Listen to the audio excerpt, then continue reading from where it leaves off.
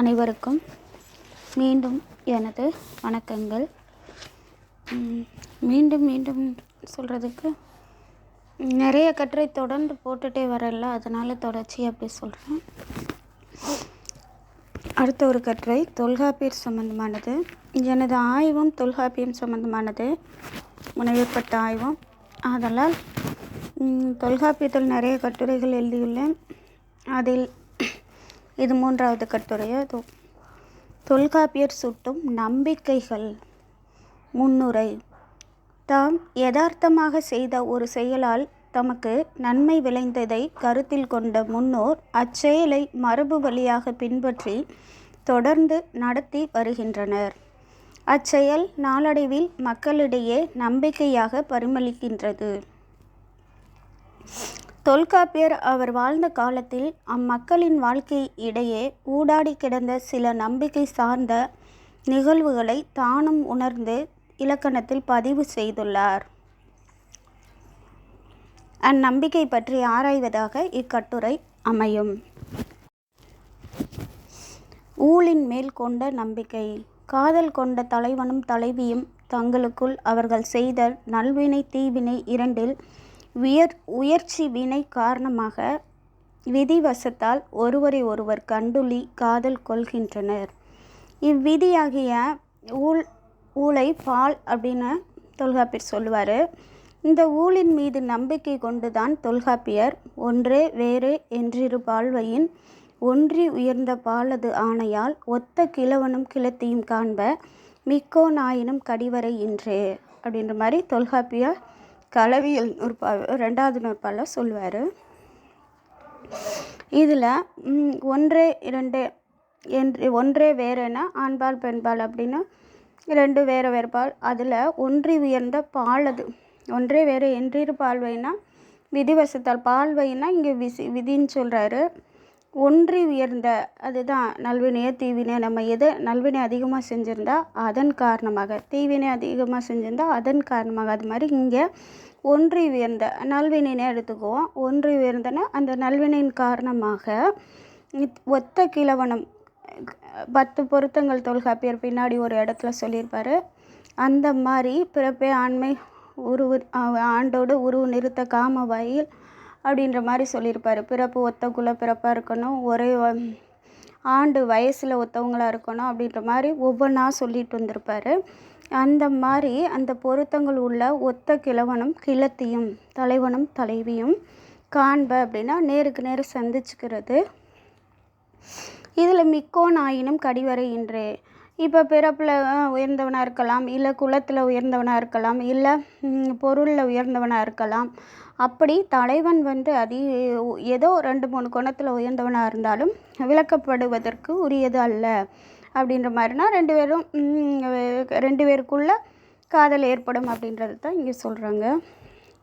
என்ற இதுதான் என்ன சொல்லியிருக்காருன்னா, ஒன்றே வேறு என்றிரு பால்வையின் ஒன்றி உயர்ந்த பாலது ஆணையால் ஒத்த கிழவனும் கிழத்தியும் காண்ப மிக்கோ நாயினும் கடிவரை இன்றே. காண்கிறது பார்க்கறது ஊழின் வசத்தால். ஒரு தலைவனை தலைவியும் முதல்ல சந்திச்சுக்கிறது, அவங்களுக்குள்ள காதல் வயப்படுறது எதனால தான்? அந்த ஊழின் வசத்தால், விதியின் வசத்தால் அப்படின்ற மாதிரி இங்கே தொல்காப்பியர் சுட்டுகின்றார். இது அவரோட நம்பிக்கை. ஊழ்வினையின் காரணமாக. இங்கே இது சிலப்பதிகாரத்துல எல்லாம் சொல்லுவாங்களே, ஊழ்வினை உறுத்து வந்து ஊட்டும்னு.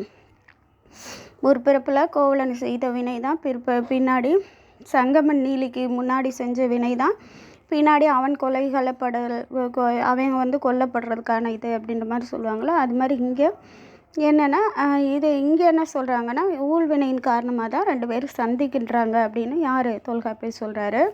மேலும் நூல்களை பற்றி பேசும் மற்றொரு இடத்தில் முதல் நூலை பற்றி கூற வந்த தொல்காப்பியர் செய்வினை செய்தவினை என்னும் இருவினை பயனும் வந்து சேராத வண்ணம் பொய்மையின் நீங்கிய மெய்யறிவு விளங்கப்பெறும் அறிவார்ந்த பெரியோன் மொழிந்ததே முதல் நூல் அப்படின்னு மரபியலில் 95வது நூற்பாலில் ஊழின் மேல் நம்பிக்கை கொண்டதால் கூறுகின்றார் அப்படின்ற மாதிரி. யார்? பெரியோன் செஞ்சதான், பெரியோன் மொழிந்ததே முதல் நூல். ஏதோவா என்னென்ன சொல்கிறாங்கன்னா, செய்வினை செய்தவினை என்னும் இருவினை பயனும் வந்து சேராத வண்ணம் பொய்மையின் நீங்கிய, பொய் சொல்லாமல் மெய்யறிவு விளங்கப்படும் அத்தகைய தன்மையுடைய அறிவார்ந்த பெரியோன் செய்தது தான் இந்த முதல் நூல் அப்படின்ற மாதிரி சொல்கிறாங்க. 3 வகை நூல் சொல்லுவாங்களா, முதல் நூல், வழி நூல், சார்பு நூல். அது மாதிரி இங்கே முதல் நூலை பற்றி சொல்கிறாரு. சரிங்களா? அதுவும் ஊழின் வசத்தால் அப்படின்னா அங்கேயும் ஊழ் சார்ந்த நம்பிக்கை தொல்காப்பியர் கையாண்டிருக்கார். அடுத்து கட்டு கலங்கு பார்த்தல்.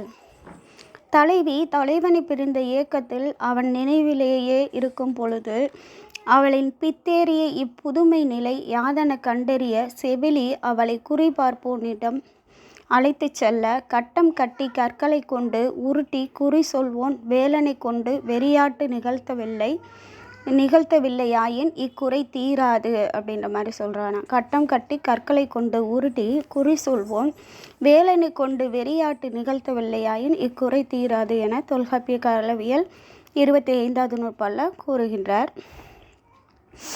இதை கேட்ட அன்னை என்ன சொல்கிறாளாம், அதன் மேலும் நம்பிக்கை கொண்டு வெறியாட்டு நிகழ்த்த ஆயத்தமாகின்றாள்.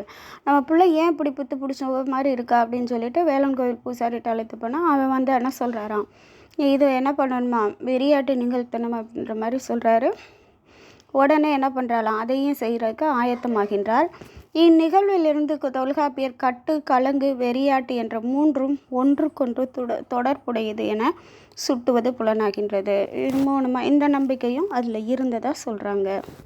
அடுத்து வெறியாட்டு. தலைவின் மீது கொண்ட தீரா காதலால் தலைவி எந்நேரமும் அவனை மனத்தில் வரிந்து உணவையும் தூக்கத்தையும் வெறுத்த நிலை தடுமாறி காணப்படுகின்றாள். எப்பயுமே அவனையும் ஞாபகத்தையே மனசில் வச்சுட்டு உணவையும் தூக்கத்தையும் வெறுத்து நிலை தடுமாறி காணப்படுகின்றாள். இவர் பாரதி கூட சொல்வார், பாலும் கசந்ததடி படுக்கையும் நொந்ததடி அப்படின்ற மாதிரிலாம் சொல்லுவாங்க. காதல் வயப்பட்டவங்களுக்காக அவங்களோட நிலை எப்படி இருக்கும்னு. இதை கண்ட நற்றா என்ன பண்ணுறாளா, தன் மகளை அணங்கு தீண்டி வருத்தி இருக்குமோ என்றெண்ணி கட்டு கலங்கு பார்த்தும் சரிவராத நிலையில் வேலன் கோவில் பூசாரியிடம் அழைத்து செல்கின்றாள். அங்கு அவன் வேலனே தன் மீது வந்ததென நினைத்து அவ்வேலனுக்கு ஆட்டுக்குட்டியை அறுத்து அதன் இரத்தத்தை அரிசியில் கலந்து பலியிட்டு பின் தலைவிக்கு பிடித்திருந்த அணங்கை விரட்டுகின்றான். இந்நிகழ்விற்கு வேலன் வெறியாட்டு என்று பெயர். இவ்வேலன் வெறியாட்டின் மீது நம்பிக்கை கொண்ட தொல்காப்பியர் செவிலித்தாய் தனக்கு வெறியாட்டு நிகழ்வினை ஏற்படுத்திய போது அதனை கண்ட தலைவி பயப்பட்டு கூற்று நிகழ்த்துவதாக கையறு தோழி கண்ணீர் துடைப்பனும் வெறியாட்டு இடத்து வெறுவின் கண்ணும் என களவியல் 21வது நூற்பாவில் இதனை கூறுகின்றார். மேலும் 12 புறத்திணைகளுள் ஒன்றான கரந்தை திணையின் 23 துறைகளுள் முதல் துறை வெறியாட்டு துறை என தொல்காப்பியர் சுட்டுகின்றார். இதில் இங்கே அகத்திணையில் இருக்குது. தலைவிக்கு வேலன் கோயில் பூசாரியை வச்சு வெறியாட்டு நிகழ்த்துகிறாள் செவிலி. இதே துறை எதில் புறத்திணையிலையும் இருக்கிறதா தொல்காப்பியர் சொல்லியிருக்காரு. இதில் வெறியாடும் முறை அறிந்து தன்னை வேலனாக பாவித்து வேலனுக்கு பழிதர சொல்லி ஆடும் வேலன் கோவில் பூசாரி அவ்வாறு ஆடும்போது காந்தல் மலரை சூடி ஆடுவான் என்றும், காந்தல் மலரை சூடி தான் அந்த வேலன் ஆடுவானா என்றும் இவ்வாறு ஆடும் முறைக்கு வெறியாட்டு என்று தொல்காப்பிய புறத்திணையில் 5வது நூற்பா சுட்டுகின்றது அப்படின்னு யார் சொல்கிறா, தொல்காப்பியர் இங்கே எடுத்து சொல்கிறாரு. அப்போ வெறியாட்டு சார்ந்த நம்பிக்கையும் தொல்காப்பியருக்கு இருக்குது. கரணம் பற்றிய நம்பிக்கை. கரணம்னா திருமணம். திருமண சடங்கு சார்ந்த நம்பிக்கை தொல்காப்பியர்கிட்ட இருந்துச்சு. ஒத்த ஊழின் வசத்தால் காதல் கொண்ட தலைவனிடையே பொய் கூறுதலும் தவறுகளும் இடம்பெற்ற பின்னரே திருமணம் என்ற சடங்கு முறையை சான்றோர்களாகிய பெரியோர்கள் வகுத்தனர் என தொல்காப்பிய கற்பியல் 4வது நூற்பா சுட்டும். தொல்காப்பியர் அதில் சுட்டுவார். என்னென்னா, பொய்யும் வலுவும் தோன்றிய பின்னரே ஐயர் யாத்தனர் கரணம் என்ப அப்படின்ற அந்த நூற்பால் சொல்லுவாங்க. ஏன்னா தலைவன் காதலிக்கிறான், ஏமாற்றிட்டு உடனே அப்புறம் கல்யாணம் பண்ணிக்கிறேன்னு ஏமாற்றிட்டு ஒரு வேளை இவள்கிட்ட இன்பம் நுகர்ந்துட்டு போயிட்டா அந்த மாதிரி பொய். வலுவுனா குற்றம். 4 மாதம் செஞ்சுட்டு பொருள் தேடிட்டு உன்னை திருமணம் செஞ்சுக்கிறேன்னு விட்டுட்டு அப்படியே ஓடி போயிடுறது. அந்த மாதிரி இதெல்லாம் வந்ததுக்கப்புறம் தான் திருமணம் அப்படின்ற ஒரு முறையை பெரியவர்கள் சான்றோர்களாகி அந்த பெரியவர்கள் கொண்டு வந்தனர் அப்படின்ற மாதிரி சொல்கிறாங்க. கரணம் என்ற சடங்கு முறையின் மீது அவர் நம்பிக்கை கொண்டதால் தான் இதனை கூறியுள்ளார். எது? அந்த திருமண சடங்கு. மேலும் அத்திருமணத்திற்கு தேவையான 10 பொருத்தங்கள் பற்றியும் நம்பிக்கை கொண்டிருந்ததனை யார் சொல்கிறா? பிறப்பே குடிமை ஆண்மை ஆண்டோடு உருவு நிறுத்த காம வாயில் நிறையே அருளே உணர்வுடு திருவென முறையுற கிளந்த ஒப்பினது வகையேன மெய்ப்பாட்டியல் 26வது நூற்பாவில் இந்த ஒத்த பொருத்தங்கள் 10 பொருத்தம் இன்றைக்கி திருமணத்துக்கு பார்க்குறான்னு சொல்கிறாங்களோ அந்த குணங்களை தொல்காப்பியர் இங்கே சொல்லியிருப்பார். அப்போ தான் நான் ஃபஸ்ட்டு ஊழின் வசத்தால் தலைவனை தலைவன் பார்க்குறாங்கன்னு சொன்னேன்ல, அப்போ இந்த பிறப்பு குடிமை இந்த 10 பொருத்தன்ற மாதிரி சொன்னேன்ல, அந்த 10 பொருத்தம் தான். பிறப்பு ஒத்த குடி பிறப்பாக இருக்கணும், ஒத்த குலத்தை சார்ந்தவங்களாக இருக்கணும், ஆண்மைனா வீரம் நிறைந்தவங்கள, பெண்மைனா பெண்மை அவளுக்கு உள்ள வீரம் அப்படின்ற மாதிரி அவளுக்குள்ள இது, ஆண்டு வயது உருவு தோற்றம், இன்றைக்கி சிவப்பாக இருக்கவங்க சிவப்பா, கருப்பாக இருக்கவங்க கருப்பா அப்படின்ற மாதிரி இருக்க மாதிரி தோற்றம், உருவு நிறுத்த காம வாயில், 2 பேருக்கும் ஒரே எண்ணம், நிறை, அருள், உணர்வு எல்லாமே ஒரே மாதிரி, தீர்வுனா செல்வம் எல்லாம் ஒன்றா இருக்கணும் அப்படின்ற மாதிரி இங்கே சொல்கிறாங்க. இதில் 1-2 தலைவன் 1-2 உயர்ந்திருந்தாலும் அது விளக்கப்படுவது அல்ல அப்படின்ற மாதிரி தொல்காப்பியர் சொன்னார்னு ஏற்கனவே பார்த்துட்டோம். இந்த இதில் தான் 10 பொருத்தங்கள். இன்றைக்கி அந்த 10 பொருத்தத்தை நம்ம என்னென்னமோ சொல்லியே எப்படியும் மாற்றி கொண்டு வந்துட்டோம். இன்றைக்கும் அந்த முறை இருக்குது, தொல்காப்பியர் சொன்ன இந்த முறை. ஆனால் அதை கையாளலை, தொல்காப்பியர் சொன்ன இதை கையாளலை. இன்றைக்கி என்னென்னையும் நம்ம எக்ஸ்ட்ரா சேர்த்துக்கிட்டு இப்போ அதில் உள்ளதெல்லாம் விட்டுட்டு நம்ம இஷ்டத்துக்கு சேர்த்துட்டு இன்றைக்கும் 10 பொருத்தம் பார்க்குறாங்க திருமணத்தில். இதிலிருந்து திருமணம் பற்றிய அக்கால திருமண சடங்கு முறை அதற்கான பொருத்தங்கள் பற்றியும் தொல்காப்பியர் நம்பிக்கை கொண்டிருந்தது தெரிய வருகின்றது. தெய்வ நம்பிக்கை. அடுத்து தெய்வ நம்பிக்கையும் தொல்காப்பியருக்கு இருந்திருக்கு. தலைவி தலைவனுடன் காதல் கொண்டதால் தனக்கு உயிரான தனது நற்றாய், செவிலி, தோழி, தன் நாயம் போன்றோரை எல்லாம் மறந்து அவர்களை வெறுத்து தன் தலைவனை கதி என அவன் மீதே மிகுந்த விருப்பு கொள்கின்றாள். நாள் முழுவதும் தலைவன் பற்றியே எண்ணம் கொண்டிருப்பதால் தலைவி பித்தேறியவள் போல செவிலிக்கு தெரிய அவள் தன் மகள் இந்நிலையில் இருக்க காரணம் என்னவோ என பலவாறு குழம்பிய நிலையில் தன் மகளை பழைய நிலைக்கு மீட்டு தர வேண்டும் என்று நம்பிக்கை கொண்டு தெய்வத்தை வணங்கி வாழ்த்தி போற்றுவதும் ஒரு மரபு. இதனை செவிலி கூற்றில் காதல் கைமிக கனவின் அரற்றலும் தோழியை வினவலும் தெய்வம் வாழ்த்தலும் என தொல்காப்பியர் களவியல் 25வது நூற்பாவில் சுட்டுகின்றார். தன் மகள் காதல் கொண்ட தலைவனுடன் உடன்போக்கில் சென்று விட்டாள் என்பதை அறிந்த தாய் தன் மகளை பற்றி பல்வேறு கவலைகள் கொண்டு எப்பொழுதும் தோழியிடமும் ஊரில் உள்ளோரிடமும் கவலைகள் கொண்டு புலம்பி அழுவாள். அப்போது தன் மகள் உடன்போக்கில் சென்றதற்கு தெய்வ குற்றம் ஏதும் காரணமாக இருக்குமோ என்றெண்ணி குறி கேட்டறிவாள். இது அகத்தினியல் 39வது நூற்பால் சொல்லப்பட்டிருக்கு. இதிலிருந்து தொல்காப்பிய நற்றாய் தெய்வம் பற்றிய நம்பிக்கையையும் பயமும் கொண்டிருந்ததை அறிய முடிகின்றது. தலைவன் பொருள் தேடிவிட்டு மிகுதியான பொருளுடன் திரும்பிவிட்ட நிகழ்வால் அதனை அறிந்த தோழி தலைவன் வந்ததால் இனி தலைவியின் துயர் முற்றும் நீங்கியது என்றெண்ணி தலைவன் பொருள் தேடி பிரிந்தபோது தோழி தலைவன் பொருள் தேடிவிட்டு விரைவில் வந்து தலைவியை மணக்க வேண்டும், அவ்வாறு நிகழ்ந்தால் உன்னை இன்னின்ன முறைகளில் வணங்குகின்றேன் என்று நேர்த்தி கடன் நேர்ந்து கொள்கின்றாள். இவன் என்ன பண்ணுறா, தோழி தலைவன் சீக்கிரம் பொருள் தேடிட்டு வந்துட்டா உனக்கு இதெல்லாம் செய்கிறேன் அப்படின்னு கடவுள்கிட்ட வேண்டிக்கிறா. இப்போது தலைவன் வந்தவுடன் என்ன பண்ணுறாங்களாம், கிலவோட் சுட்டிய தெய்வ கடத்தினம் என கற்பியல் 9வது நூற்பால் சொல்லுவாங்க. அத்தெய்வம் தன் நம்பிக்கையை நிறைவேற்றியதென வேண்டி நேர்த்திக்கடனை செய்து வணங்குவோம் என்ற விதமாக தலைவியிடம் கூற்று நிகழ்த்துகின்றாள். வா, இன்றைக்கி தலைவனை கல்யாணம் பண்ணி திருமணம் பண்ணி வாழ்கிறா. அப்போ என்ன பண்ணுறா, வா அன்றைக்கி வச்சு நேர்த்திக்கடனை போய் செஞ்சுட்டு வருவோம் அப்படின்னு சொல்லிட்டு கூட்டிகிட்டு போகிறான். யார், தோழி. சரிங்களா, அதான் தெய்வம் சார்ந்த நம்பிக்கை. அடுத்து தலைவன் பல்வேறு இடர்பாடுகள் இடுக்கண்களுக்கு பின் தான் மனதில் கொண்ட மங்கையையே மனைவியாக பெறுகின்றான். அத்தகைய தலைவன் தலைவியை அடைந்த மகிழ்ச்சியில் தலைவி தோழியுடன் சென்று தன் திருமணத்திற்கு தெய்வம் தான் காரணமென தெய்வத்தை போற்றி புகழ்ந்து பணிந்து நன்றியுணர்வுடன் வணங்குகின்றான்.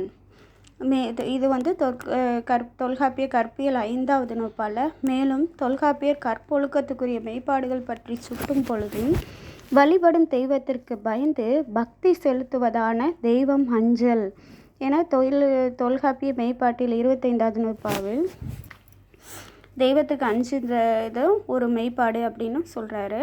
அடுத்து, நீ வழிபடும் தெய்வம் உன் அருகில் இருந்து உன்னை காத்தருள நீ குறையொன்றும் இல்லா செல்வ செருப்போடு நீயும் உன் குடும்பமும் சிறப்புற்று வாழட்டும் என தொல்காப்பியர் செய்யுளியல் 106வது நூற்பால என்று பிறரை வாழ்த்தும் புறநிலை வாழ்த்தின் போதும் அவ்வாழ்த்து நிலை களிப்பா வஞ்சிப்பா என்ற பாக்களில் இடம்பெறுதல் இல்லை என தெய்வம் பற்றி தொல்காப்பியர் சுட்டுகின்றார். அடுத்தவங்களை வாழ்த்தும் போதும் இந்த தெய்வம் அங்கே வருது அப்படின்ற மாதிரி புறநிலை வாழ்த்துலையும் தொல்காப்பியர் தெய்வ நம்பிக்கை கொண்டு சுட்டுகின்றார். நிமித்தம் கேட்டல். நிமித்தம் கேட்டலில் நம்பிக்கை கொண்ட தொல்காப்பியர் உண்ண நிலை என்ற புறத்திணை 5வது நூற்பாவில் என்ற ஒரு துறையை கரந்தை திணையில் சுட்டுகின்றார். உண்ணநிலை அப்படின்ற ஒரு துறையை கரந்தை திணையில் சுட்டுகின்றார். உண்ணம் என்பது சிறிய இலைகளை உடைய ஒரு மரம். இம்மரத்திடம் போருக்கு செல்லும் வீரர்கள் போருக்கு செல்வதற்கு முன் இப்போரில் தங்களுக்கு வெற்றி கிட்டுமா அல்லது தோல்வி கிட்டுமா என கூறி கேட்பது வழக்கம். இப்போரில் வெற்றி கிட்டுமாயின் இம்மரம் தளிர்க்கும், தோல்வி என்றால் தளிர்களை வாடி கருக்கி காட்டும். இதுவே உண்ண நிலை ஆகும். இதனை கேட்ட வீரர்கள் மரம் தளிர்த்தால் போருக்கு செல்வர், வாடினால் போருக்கு செல்லாது தன் நாட்டுக்கு திரும்புவது வழக்கம். தலைவன் பொருள் தேடலின் பொருட்டு தலைவியை பிரிந்து செல்ல முற்படும் பொழுது தலைவனின் தோழனில் ஒருவனாகிய பார்ப்பன பாங்கன் தலைவன் தலைவியை விட்டு பிரிந்து செல்ல வேண்டாம், நீ பிரிந்து சென்றால் தலைவி உன் பிரிவை தாங்காது தவிக்க நேரிடும் என பல காரணங்களை கூறி தலைவனின் செலவை தடுத்து நிறுத்த முற்படுகின்றான். அப்பொழுது ஆவோடு பட்ட நிமித்தம் கூறல். பார்ப்பன பாங்கன் என்ன பண்ணுறானா, ஆவோடு பட்டம் நிமித்தம் கூறுறானா. தொல்காப்பிய கற்பில் 36வது இதில் சொல்கிறாங்க. இதை ஆவோடு பட்ட நிமித்தம் கூறல் என்று ஒரு நிமித்தத்தை பற்றி கூறுகின்றான் என்றும், பால் தரும் நம் பசு இன்று பால் தர மறுத்து நிற்கின்றது, இது தீ நிமித்தமாக எனக்கு படுகின்றது, ஆதலால் நீ தலைவியை பிரிந்து செல்ல வேண்டாம் என தலைவன் பொருள் தேடி செல்லும்போது பாங்கன் தடுத்து நிறுத்துவானா என சுட்டுகின்றான். இதிலிருந்து தொல்காப்பியர் காலத்தில் நல் நிமித்தம் தீ நிமித்தம் என்ற இரண்டின் மீதும் மக்கள் நம்பிக்கை கொண்டிருந்தது தெரிய வருகின்றது. இயற்கையின் மீது நம்பிக்கை. தொல்காப்பியர் இயற்கையின் மீது மிகுந்த நம்பிக்கை கொண்டிருக்கின்றார். அதனால்தான் நிலமாகிய இயற்கையோடு கடவுளையும் இணைத்து கூறுகின்றார். மேலும் கருப்பொருட்களிலும் பெரும்பாலானவற்றை மரம், புல் இயற்கை பொருட்களாகவே சுட்டுகின்றார். இயற்கையின் மீது கொண்ட மிகுந்த நம்பிக்கையால் தான் பொருளதிகார இறுதியில் நிலம், தீ, நீர், வளி, விசும்பொடு ஐந்தும் கலந்த மயக்கம் உலகம் என இவ்வைம்பூதங்களின் ஆற்றலுக்குள் அடங்கியதே இவ்வுலகம் என்றும் கூறுகின்றார். மந்திரத்தின் மேல் நம்பிக்கை. மந்திரம் என்ற ஒன்றின் மீதும் தொல்காப்பியர் மிகுந்த நம்பிக்கை கொண்டிருக்கின்றார். இவர் மனத்தாலும் வாக்காலும் உயர்ந்து நிற்கும் பொய் ஒழுக்கமில்லாத புலன் வென்ற மாட்சிமை உடைய பெரியோர்களான நிறைமொழி மாந்தர்களான இவர்கள் வாக்காக சொல்லிய மறைபொருள் மடிந்த சொற்களே மந்திரம் ஆகும் என சுட்டுகின்றார். எதுலனா தொல்காப்பிய செய்யுளியல் 171வது நூற்பால. மேலும் மற்றொரு நூற்பாவில் மறைமொழி கிளந்த மந்திரத்திற்கு அடிவரையறை இல்லை, இந்த இதுக்கு அடிவரையறை இல்லை அதை எழுதும்போது அப்படின்ற மாதிரி அதை சொல்கிறாரு. சொல்லும்போது செய்யுளியல் 158வது நூற்பாவில் கூறுகின்றார். முடிவுரை. தொல்காப்பியர் ஊழ், இமையோர், கரணம், கட்டு, கலங்கு, வெறியாட்டு, தெய்வம், நடுகல், நிமித்தம், இயற்கை, மந்திரம் போன்ற அனைத்தின் மீதும் மிகுந்த நம்பிக்கை கொண்டவர் என்பது கட்டுரையின் மூலம் நன்கு தெளிவாகின்றது. நன்றி, வணக்கம்.